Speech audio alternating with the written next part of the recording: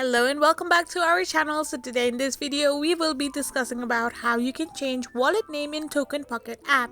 So without wasting much of our time, let's get straight into our video. So starting off, all you need to do is simply tap open the TokenPocket app from your home screen.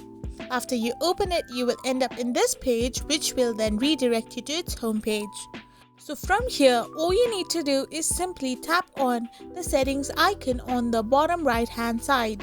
So after you do so, you will be redirected to this page where all you need to do is simply tap on first option named Wallet 1. Once you click on the three dots besides the name, you will end up in this page. All you need to do is simply retype the name of your wallet which you want to change it into and hit the save button.